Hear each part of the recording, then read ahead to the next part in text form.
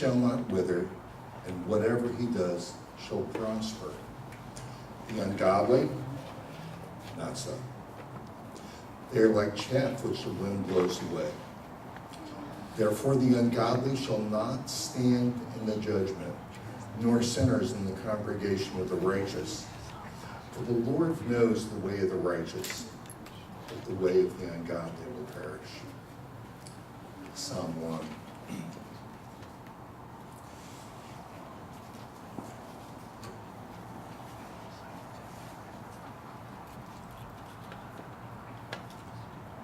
I was born in the Bronx, New York, and what I did not realize at the time was that I was born only about 6 miles away from a very famous philosopher. He has expounded his wit and wisdom. Books have been published sharing his wit and wisdom, and I just didn't realize it at the time that I was so close. But his words live on. And so just to answer that burning question in your mind. Oops, we turn this on.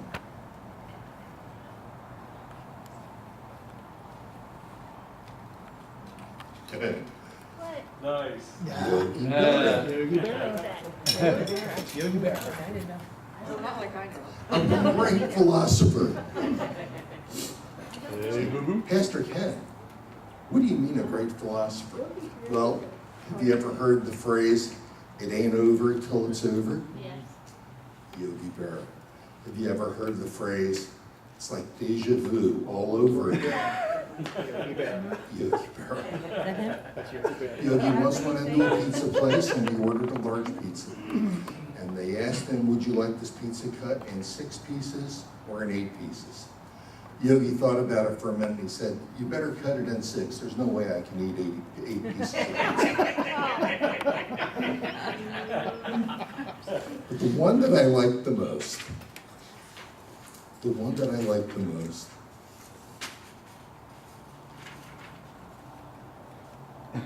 is this one.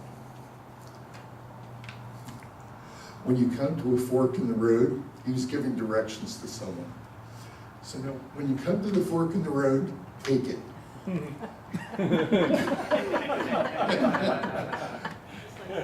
Think about that for a minute. What do you mean, take it? Take it left or take it right? So, a fork in the road. Like I said, a great philosopher. Actually, that kind of ties into Psalm 1 just a bit. Because in Psalm 1 is the introductory psalm to 150 of Israel's songs. They would chant these songs, they would sing these songs. We know for a fact that they were sung because a number of them had actual notations as to what the melody would be. Sing this to the tune of Dove of the Covenant. And they all knew what that was, so they would take the poem and they would sing it to that tune. So Psalm 1 kind of introduces this entire collection of Hebrew poetry. And one of the main themes in this is that the people of Israel are coming to a fork in the road. Mm. The people of Israel are going to have to decide, are they going to follow the Lord their God, or are they going to walk in the manner of the other nations and reject the Lord their God? Because, you can't do both. I'd like to use the phrase, it's like standing in the midst of an elevator door that's ready to close, and the elevator door comes. The person puts out their hand, the elevator hits it, and it withdraws back, right? Well, you can only do that so many times before the people on the inside get really fed up. And they say, listen, friend, either get in or get out. You can't be right there in the middle. You really have to decide. You've come to a fork in the road. I'd like to take a look now at this, at the different stanzas in Psalm 1. And I'm going to take it out of the King James English, and I have retranslated this along with, I've taken New International Version and tweaked that translation a bit. So we are going to look at this and read this, hopefully in a manner that is really easy for us to understand.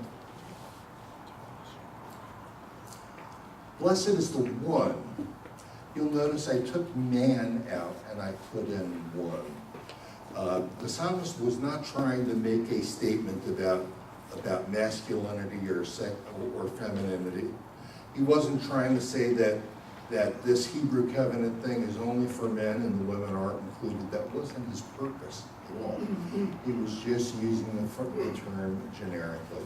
So to avoid confusion, we just leave that phrase man out and we'll substitute one. Blessed is the one who does not walk in step with the wicked. Now the King James talks about the counsel of the ungodly, and that's okay. But what this literally means is, it's like if you were at a parade and you were watching the marching bands, or maybe you're at a football game and they're performing at halftime. And it seems like there is always one person who's out of step, doesn't it? You just kind of wish that somebody next to them would give them a little poke and say, hey bud, you're out of step, come on, help this thing out. But the one is blessed who does not walk in step with the wicked. Now, I've said this a few times, I really want you to get it. You become like the people that you hang out with. That's right, that's right. Whoever you hang out with, you're really going to be like them. The chances of one individual converting 50 non-Christian friends is really slim, especially if you kind of go on their terrain and go and hang out in the bar, or kind of go and hang out where people are using illegal drugs. It just doesn't work that way. 1 Corinthians says, don't be deceived. Bad company corrupts good morals. So the psalmist says, blessed is the one who doesn't walk in the way of the wicked, nor stand in the way that sinners take, or sit in the company of mockers. In the scripture, whenever we see a reference to sitting, there is very often another parallel to that. When we see something talking about sitting, it is often sitting in judgment.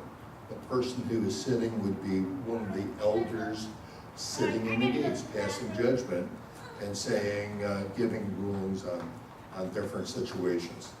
Now there's one other thing that sitting can mean, and that is rest.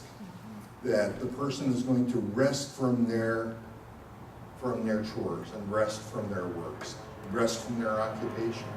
So to sit in the company of mockers, that means that he's not going to sit back and pass judgment with the mockers, and he's not going to sit back and chill with the mockers, because you become like the people that you hang out with.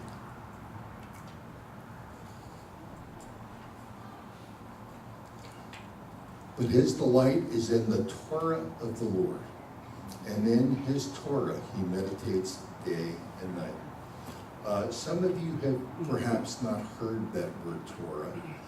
I'm willing to wager that anyone who has spent any time around Patty Shoemaker and the Jewish feasts have heard that phrase. Let me explain it to you. The Torah refers to the first 5 books of the Bible: Genesis, Exodus, Leviticus, Numbers, Deuteronomy. They were all authored by Moses, and they were dictated by God to Moses on Mount Sinai. So they rightfully were a very big deal. Right in the middle of the Torah, you have, for example, the 10 Commandments. This is definitely not B-rated literature. This is what it's all about. In fact, if you wanted to attend the school of the prophets in Israel, just like we had some prophetic teaching where we help people to move in the prophetic, they had that in Israel too. It was called the School of the Prophets. And in order to just get entrance to the School of the Prophets, you had to recite by memory every word of Genesis, Exodus, Leviticus, Numbers, and Deuteronomy. The entire Torah had to be right at your grasp. See, then they knew that you were serious. When you had committed that much time to the project, they knew that you could be entrusted with speaking forth God's word, and that you wouldn't do it casually. But his delight is in the law of the Lord, and in his Torah he meditates day and night. That idea of medication, that idea of meditation involves recitation of the scripture, repeating it to yourself and repeating it out loud. There's something that happens when you say something out loud. Something that doesn't happen when you read silently. I think there's a mechanism by involving your mouth. Your brain is utilizing a mechanism of communication. Your ears also hear the sound that you have uttered. There is more of you participating in the process. So what they did when they meditated, they meditated out loud, and they recited the things they were trying to memorize verbally rather than silently. And that was one of their tools, actually, for great memorization in a non-literate culture. That's how they mastered memorizing. One of the things they did was that they emphasized it. They said it out loud. So this person who doesn't walk in the counsel of the wicked, who meditates on the Torah day and night, that person is like a tree planted by streams of water, which yields its fruit in season, whose leaf does not wither. Whatever they do prospers. Think about those three clauses, if you will. Even back then, fruit was a very big deal, especially to people who lived in that climate. You did not want to be investing a lot of time in a tree that wasn't going to eventually bear fruit and provide some return for you. So this person says that the person who meditates on the law of the Lord yields fruit in season. How about the phrase, in whose leaf does not wither? That would be the sign of an unhealthy plant that is being affected negatively by the sun and the adverse conditions in which it's growing up. Negatively affected by the sun and the adverse conditions. That kind of sounds a bit to me like you become who you hang out with. The person who hangs out in places where they don't belong, they would be people whose leaf will very soon wither. They would be people who would not be plenteous in generating fruit. So they would be fruitless and withering. You know, God's not trying to scare us. The psalmist isn't trying to scare us with this. He's kind of laying it out. He's saying, are you fruitless? Are you withering? If you are, take notice, because there is hope for you. There's hope for you. What you need to do is to meditate on the law of the Lord day and night. And the final thing in that clause, it says, whatever they do prospers. Say, Pastor Ken, you're not going to preach that prosperity stuff, are you? Well, I am not an advocate of the prosperity gospel. However, There's a term that is involved in this passage, which is really important. It's the first word in the psalm. It says, blessed. The Hebrew word is ashereh, blessed. What it means is, the most basic meaning of ashereh is happy. I think, well, that's not a very spiritual term. Can't help it. They wanted to say happy, they'd probably use ashereh. They would also use it if they wanted to say blessed. The person who is ashereh is envied because of the standing and the obvious blessing on their life from God. The people around recognized someone who had ashereh working in their life. Also interesting, you know, I've spoken with you a bunch about Hebrew interpretation of the Old Testament and the Greek interpretation of the New Testament, and how they approach language and thoughts differently. And frequently there is not a word in one language that precisely matches up in the other. And we just have to deal with that. As Bible interpreters, we have to work hard and try to figure out what the author was trying to communicate. That is actually not the case with this word. There is a New Testament word that precisely corresponds to ashereh, makarios. Makarios is, if you think of in the Beatitudes on the Sermon on the Mount, makarios are the poor in spirit, for they shall see God, for theirs is the kingdom of heaven. Makarios are the peacemakers. And if you go all the way through all of those attitudes, all of those beatitudes, it is talking about the person who has this characteristic of grace and favor just all over them and undeniable. And it is exactly the same as ashereh. So the very exciting thing is that we get to participate in that too. Let me just finish this song first. It says, whatever they do prospers, and then the psalmist says, here is the fork in the road. When you come to the fork, take it. Not so the wicked. The wicked do not participate in that stuff. You might wish that they did. You might wish that we could give them ashereh. Ashereh is something that comes from having a personal relationship with the Lord of hosts. Any attempt to give someone this characteristic without the relationship with God would be counterfeit and not permitted. It really only comes, ashereh and makarios only comes from being in touch with God. Not so the wicked. They are like chaff that the wind blows away. Therefore, the wicked will not stand in the judgment, nor sinners in the assembly of the righteous.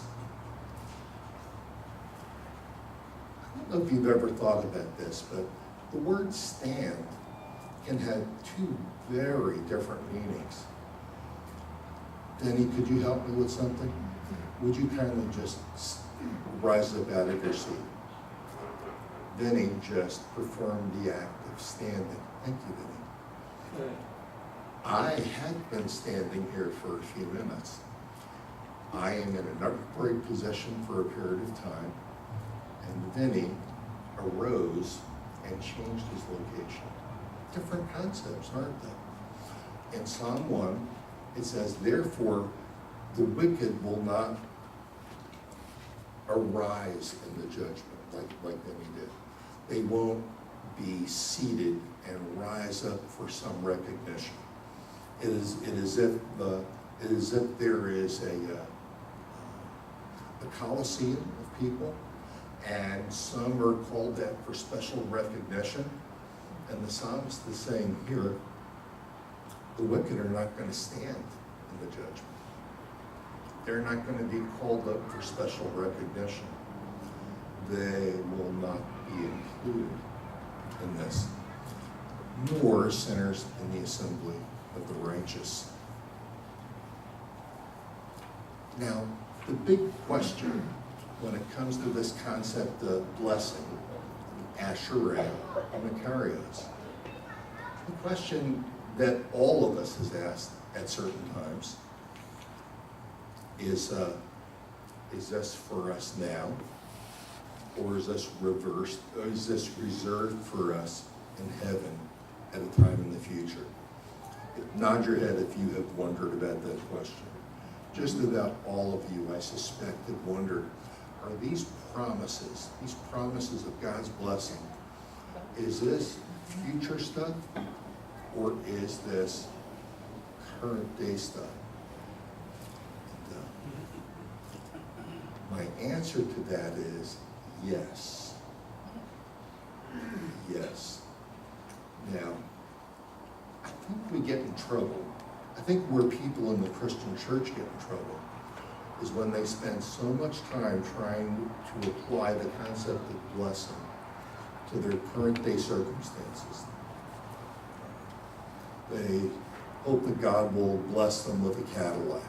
They hope that God will bless them with a $20,000 a year raise. They hope that they'll receive this financial blessing and that financial blessing.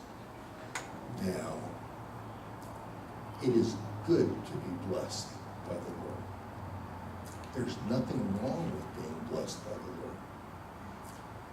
But if that is the sole focus of what your Christian life is all about, your focus is in the wrong spot. Yes, it's a part of the picture. Blessing today is a part of the picture, but it's not the major part of the picture. We don't go out and preach the gospel and tell people so that they can be happy, wealthy, and wise here on this earth. We are thinking of an eternal proposition here, aren't we? We're thinking of something where someone is going to come out of darkness and into light. It is there where they become blessed of the Lord. And it is good if that blessing shows up sometime in their life in the present, but that does not even compare, brothers and sisters. It does not compare to what He has in store for us, for those who love Him and serve Him. We can't even fathom what He has in store for us. So, is it okay to seek blessing in the present? Yes. Is it okay for us to pray and hope that someone's mortgage is paid off? Yeah, there's nothing wrong with that. By all means, go ahead. But if that's what your Christian life is all about, oh my goodness, there is just so much more. It's like you're just hoping to win the lottery or something. God has something so much more dynamic for you. What God has in store for you is a personal relationship with Him. You see, when you were so focused on the current temporal blessings, the tendency is to start keeping score. You start looking around and thinking, wait a minute, the psalmist says that the wicked are not going to prosper. Look at that guy over there. He's sure prospering, and I don't have 2 cents to rub together, and I'm trying to be faithful. If your eyes are too much on the present, you will start keeping score, and you will not keep score accurately. The psalmist in Psalm 73 says these exact words. I looked around, and here are the rich, the fat cats. They have no problems. They can pay their mortgage, and everything's great in their life. And here I am being beset by all of these problems. Psalm 73, read it. And then he gets to a point right around verse 11, where he says, until I went into the sanctuary of the Lord, then I realized he realized what was what. He realized the difference between the temporary blessings, which are here for a minute and are gone just as quick, and for the blessing of God, which comes and engulfs you and brings you through eternity in a condition of blessing and divine favor. See, there's a big difference. So do not overly focus on the current financial situation. When the psalmist says that there's going to be great blessing, it does reference, it says that the sinners won't stand in judgment. It doesn't mean that he's saying that the sinners won't get rich. It doesn't mean that he's saying that the sinners aren't going to do really well in this life. He is changing the focus here from that temporal one to that day down the road. The one where the results will matter forever. The psalm says they will not stand in judgment, but the righteous will stand unto eternal life. So temporal blessing is okay. I encourage you to do that. Seek that. But if I were to put it in a perspective, let that be 5% of your Christian life. If it's 95% of your Christian life, you've got a problem. I remember going to hear this one evangelist, and I am not permitted to say his name, but he was well known. And I sat in there wondering what was going to happen. I was a small group leader at the time, and one of the girls in my small group was paralyzed. And she said, Pastor Ken, would you please take me to hear this brother? I believe God's going to heal me. And I said, of course I will. Of course I will, and I did. And one of the first words out of this dude's mouth was, he took an offering. He said, and let no man come before the Lord with a gift of less than $100. I realized, the blessing of the Lord might be on this guy, and people might be getting healed. I don't know, it's not my job to tell. But here was a guy whose focus was way too much on this stuff. This stuff, maybe 5% of your emphasis. It's okay to bring it up. Just don't be consumed by it. It is not the game that we're in. That is not the ball game that we're in. We are playing for the souls of men and women that are going to live forever someplace. That's what we're after. And that's where we want the Makarios of the Lord, the Ashrei of the Lord to be all over us, that we would have a testimony that somehow they would desire, that they would see the Lord Jesus in us, and not our very frail makings of ourselves. Let's bow our heads in prayer. Lord, would you help us to keep balance?